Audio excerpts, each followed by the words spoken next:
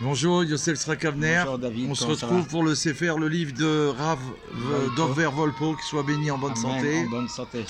avec la grâce de Dieu. Donc, pour le mérite de la Triatametim de tous les enfants d'Israël. Amen. Ma mère Léa Batsimcha Frecha, Et Shlomo Ben Ben David, David, le Rav Eliezer Ben Ben Arav Moshe, Rav Moshe, et notre ami Pinchas Ber Ben Moshe Pachter, de la communauté d'Aubervilliers.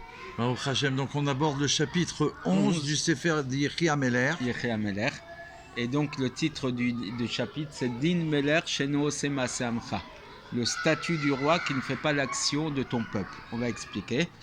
Et donc, comme à chaque fois, je vais faire la petite introduction de quelques lignes En hébreu. directement en hébreu avec sa traduction.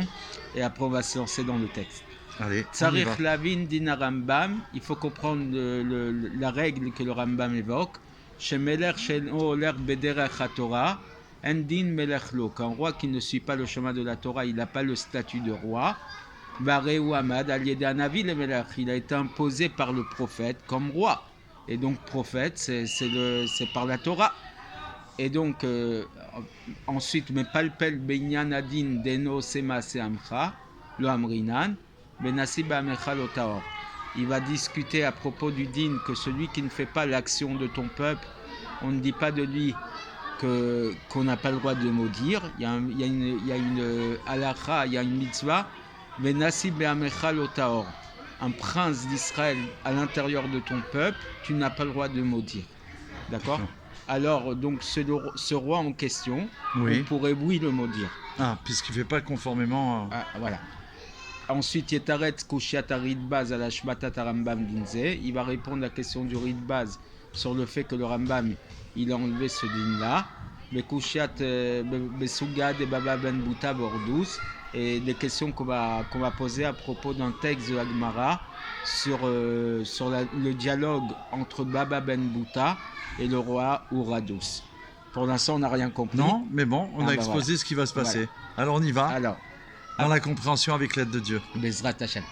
Il faut comprendre dans cette halakha que ce que le Rambam a écrit, que la condition pour qu'on l'appelle Melech, roi, c'est que Aya Oto Melech Oler Bederech HaTorah Mitzvah Venincha Milchamot Hashem. Rambam il dit pour qu'on l'appelle roi et qu'il ait le statut de roi, c'est que ce roi suive le chemin de la Torah et des mitzvot et qu'il fasse les guerres de Dieu. D'accord. Alors il pose la question, a priori, on parle d'un roi qui a été imposé par un avis, par un prophète. Ouais. Et donc automatiquement, par l'ordre divin, si c'est un prophète choisi par Hachem, donc ce roi est imposé par Dieu.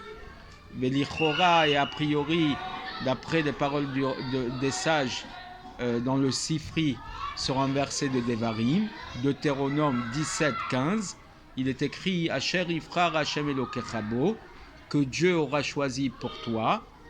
Par qui? Par l'intermédiaire du prophète. Donc c'est un roi imposé par le prophète, donc imposé par Dieu. D'accord? Oui, puisque c'est l'ordonnance d'Hachem. C'est l'ordonnance d'Hachem que ça doit passer par un prophète. Et donc si c'est lui que le prophète a choisi, c'est qu'il a été imposé par Dieu. Et donc quel droit on a, nous, de donner une condition pour cette nomination-là, que c'est seulement s'il suit le chemin de la Torah qu'il est roi, alors que c'est le Navi qu'il a imposé comme roi sur Israël. Qu'il a choisi en fait. Oui, donc nous, qui on est pour dire, ah mais c'est si le Navi l'a choisi, basta, t'as pas à dire c'est si suit la Torah ou pas, c'est le Navi qui l'a imposé. Alors il dit que cette condition marcherait lorsqu'il aurait, pour celui qui hérite la royauté de son père, puisque c'est pas le Navi qui l'a choisi, c'est par héritage hérédité. Là, tu peux dire, à ce moment-là, pour pouvoir remplacer son père, il faut qu'il suive le chemin de Torah et Mitzvot. Voilà. Et sinon, il n'est pas digne d'hériter de la royauté. Mais celui qui a été imposé par le Navi lui-même, qui a été oint en vrai, puisque c'est, hein, même si on ne oint pas directement, puisque le seul qui a été oint, c'est David. Absolument. Voilà. Mais puisqu'il a été choisi par le Navi, comment on peut donner des conditions, comment on peut mettre des conditions sur sa nomination qui soit Oler Bederach HaTorah, qui suive le chemin de la Torah ou pas. D'accord. Alors, il dit, a priori, on aurait pu relier ça avec ce que la Torah nous dit dans Mishpatim, donc dans l'Exode chapitre 22, verset 27. Benassi be'amecha lo tahor. Un prince de ton peuple, tu ne dois pas maudire. C'est une halakha. D'accord. D'accord? Un prince d'Israël, donc un Assiador. Évidemment. Et là-dessus, les sages nous ont dit, dans quel cas tu ne peux pas le maudire? Beose maase amecha. C'est lorsqu'il fait l'action de ton peuple, lorsqu'il suit les règles que ton peuple il doit suivre. Mais, et donc, on aurait pu dire que celui qui ne va pas dans le derech haTorah mitzvah, il ne fait pas maase amcha, il ne fait pas l'action que ton peuple doit faire. Ouais. Et donc, lui, de la même manière que le nasi, dans quel cas on ne doit pas le maudire, c'est s'il se fait au sema c'est amecha. Mais Et s'il donc, pareil, fait le contraire. voilà, on pourrait le maudire. Et pareil pour le roi, quand il fait maase amcha, tu peux le nommer, tu peux le considérer comme roi. Et s'il ne fait pas, alors tu ne considérerais pas comme roi. Alors, il dit, mais malgré tout, ce passouk, Benassi ba'amecha lo tahor, ne parle que de l'interdit de maudire un nasi, de le maudire, mais de le considérer comme nasi, on est obligé. Alors là, on va te dire, s'il ne fait pas masamcha, tu peux le maudire. Mais quoi qu'il arrive, il est nasi. Et quoi qu'il arrive, même si le melech est melech, il est roi. D'accord. Donc tu peux pas. D'accord. Alors, c'est que dans ce cas-là qu'on te dit que quand il ne fait pas Maaseh Amcha, on n'est pas passible de punition sur le fait de l'avoir maudit. D'accord.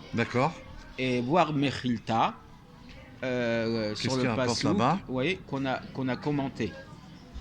Si on parle d'un nasi, on aurait pu penser que c'est comme Achab, le roi Achab, et ses copains, ses amis. Talmud Omar be'amecha, dans ton peuple. On ne parle que quand il se comporte comme minag amcha, comme les coutumes de ton peuple. Mais quelqu'un qui ne se conduit pas comme ça, comme Achab et ses collègues, alors on n'appelle même pas be'amecha. Il ne fait pas maaseh amcha, donc tu as le droit de maudire. D'accord. Donc ça veut dire qu'un roi qui se comporte comme Achab et ses collègues, on n'est pas passible de punition sur sa malédiction si on la maudit. Mais malgré tout, pour les autres règles de la royauté, on a vu dans la Gemara, Zvachim et autres, qu'on a pris la crainte du roi du comportement d'Eliaou avec Achab. D'accord. On va l'expliquer plus loin. Donc malgré tout, on lui doit la crainte du roi, on lui doit le respect, la crainte du roi.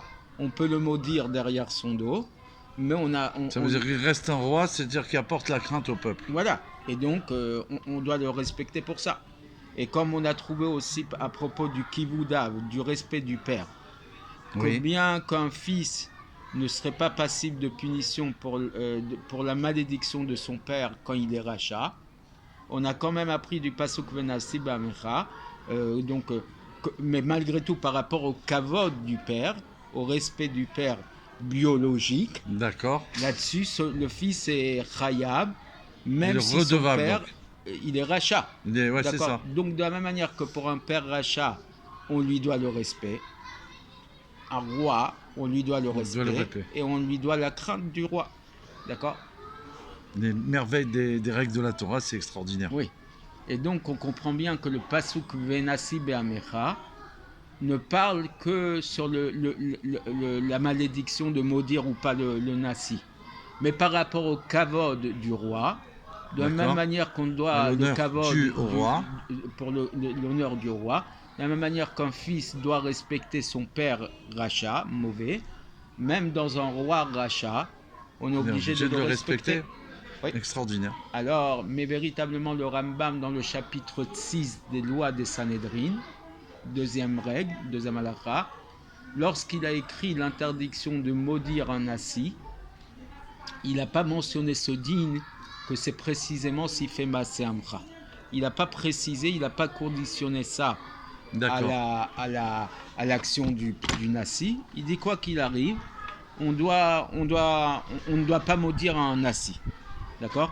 Et à ce propos, le Ritbaz, commentateur du Rambam, il a dit la Torah n'a prévenu de ne pas maudire le rachat, le nasi, pardon, que quand c'est un nasi kasher, que quand c'est un nasi qui est digne, qui respecte les règles de la Torah. Chez Neymar, comme il est dit, Venasi ba'amecha lo tahor. Le nasi dans ton peuple, qui fait maaseh amcha, qui fait une action que le peuple respecte, tu ne dois pas maudire. Et là, le Raïd Baz, il dit, et je m'étonne de pourquoi Rambam, il n'a pas précisé ça, que c'est que la condition, d'accord. Alors, le Rav Wolpo nous dit, on est obligé a priori de dire que l'avis du Rambam, c'est que un nasi qui ne fait pas maaseh amcha n'est même pas un nasi. Tu peux même pas l'appeler nasi. Il perd son titre en fait. C'est comme s'il perd son titre. Enfin, voilà. Oui. On ne peut pas l'appeler nasi. On ne peut pas l'appeler nasi. D'accord. Interprétons comme on veut. Oui. Mais il est même pas du tout nasi. Donc est-ce qu'il a déjà eu le titre de nasi de base et qu'il a perdu ou qu'il n'a même pas été? Apparemment, c'est qu'il n'est même pas nasi de base. D'accord. Depuis le début, il n'est pas nasi. Et donc, il n'a pas besoin d'écrire le din, qu'on n'est pas passible, qu'on n'est pas puni pour sa bénédiction, puisqu'il n'est même pas nasi. D'accord.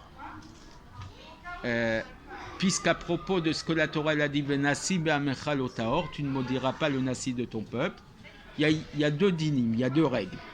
Comme le Rambam l'écrit dans Ilchot Sanhedrin, chapitre 26, première halakha, que le nasi à ce propos, c'est Rosh Sanhedrin Gdola, au Ameler. Oui, de qui on parle, de quelle nation on parle, soit le président du grand Sanhedrin, des 71, celui qui se réunit pour des cas exceptionnels, ou un roi. D'accord. Il y a plusieurs titres. Voilà, c'est le plus haut titre que le nasi puisse avoir. Comme tu as dit, nasi adore, le prince de la génération. Et le Kesef Mishneh, donc commentaire du Rambam, explique que ça, on l'apprend à partir d'une Mishnah de Horayot. D'accord. Un traité qui dit qu'est-ce que c'est qu'un nasi? C'est un roi. D'accord. Il y a le roi ou un Meller. Voilà. Il y a le roi, l'exécutif, celui qui fait respecter les règles du royaume, de la royauté, voilà, exactement. Divin, bien sûr. Et il y a le roi spirituel, le nasi, le roi spirituel. D'accord. Voici ce que nous dit le Kesef Mishneh. Et voici qu'à propos de chaque dayan, chaque juge d'Israël, Rambam a décrété dans le 2e chapitre de Sanhedrin, à la Chasset, que le dayan doit avoir 7 choses, 7 critères. Que ce soit la sagesse, la modestie, la crainte de Dieu, etc. Et dans le chapitre 3, halakha 8, il nous dit que tout celui qui a imposé dans le peuple d'Israël un dayan qui n'est pas digne, c'est comme si qu'il avait planté un arbre d'idolâtrie. Et dans l'halakha là-bas, l'halakha 9, il est dit qu'un dayan qui a été nommé par corruption, son talit, les sages ont ordonné de le mépriser, et les sages ont dit que le talit avec lequel il s'enveloppe, tu pourrais le considérer comme la muselière de l'âne. Comme la muselière d'un âne. C'est un talit, c'est un tissu. C'est pas quelque chose de kadosh. Tu n'as aucune forme de respect pour un dayan qui a été nommé par le pouvoir de l'argent, par la corruption, qui n'est pas cachère. Et là-bas, dans le chapitre 4, halakha 15, il dit « Celui qui n'est pas digne de juger et à qui on lui a donné la possibilité de juger, cette permission-là ne sert à rien. » Ben oui. C'est pourquoi quelqu'un qui ne peut pas juger, tu lui donnes une permission, c'est pas possible. Ça ressemble à celui qui sanctifie un animal handicapé au misbéach. Ah ouais, ce qui est interdit. Et la Gdusha ne tombe pas sur cet animal-là. Donc cet homme, ce Dayan-là, il n'a rien, il n'est rien. Donc à partir de là, on n'a aucune nécessité d'expliquer un din spécial. Alors pourquoi À l'époque, ça se faisait des fois par le pouvoir en place. On a même dit un jour qu'à l'époque, il y avait des Kohanim Gdolim qui avaient été nommés par le pouvoir grec. Ils portaient des prénoms grecs, d'accord, et qu'ils avaient un statut de Kohanim Gdolim par intérim quelque part, Voilà. parce qu'ils avaient été nommés par les autorités en place, mais qui n'avaient pas le statut de Kohen Gadol. Et donc pareil, on n'a pas besoin d'expliquer un din spécial, qu'un nasi qui ne fait pas Maaseh Amcha, on ne le frappe pas, on n'est pas passible sur sa malédiction, puisqu'il n'est même pas nasi. D'accord ? D'accord. Ok. Alors, et donc d'après ça, on comprend que d'après l'avis de Rambam, et c'est ça qui nous importe ici, Oui. même sur un roi, on n'a pas besoin d'écrire qu'il est chayav, qu'il est passible de punition pour l'avoir maudit, seulement s'il se fait Maaseh Amcha. Parce que s'il ne suit pas le chemin de la Torah et de Mitzvot, il n'a même pas du tout le din de Melech, le statut de roi. Et donc peut-être qu'on peut dire que c'est pour ça qu'ils ont appris les sages le din, que chez un père rachat, on a le droit de le frapper, on a le droit de le maudire, à partir du pasuk Benassi B'Amecha. A priori, ce pasuk qui parle que d'un nasi et pas d'un père. Oui, Mais c'est une idée générale. Mais il est possible, nous dit le Rav Wolpo, le chef. que puisqu'il n'est pas possible qu'on parle que d'un nasi, d'accord, puisqu'un nasi qui ne fait pas Maaseh Amcha, il n'a pas du tout de gdusha dessus, et c'est même pas du tout un nasi. Donc on est obligé de dire que le pasuk qui vient apprendre encore un autre din, Quelque chose d'autre. quelque Ouais, chose de nouveau nouveau. en fait. Et si c'est pas pour le nasi, apprends-le pour le père. Ouais. Que si le père il est rachat, on n'est pas obligé de le frapper, on n'est pas passible lorsqu'on le frappe et lorsqu'on le maudit. D'accord ? D'accord. Et donc voir la Mechilta là-bas, qui dit à propos du pasuk Elokim lo tekalel, tu ne maudiras pas Dieu, mais celui qui représente Dieu. Oui, il représente Dieu, bien Ouais. sûr. Alors il dit,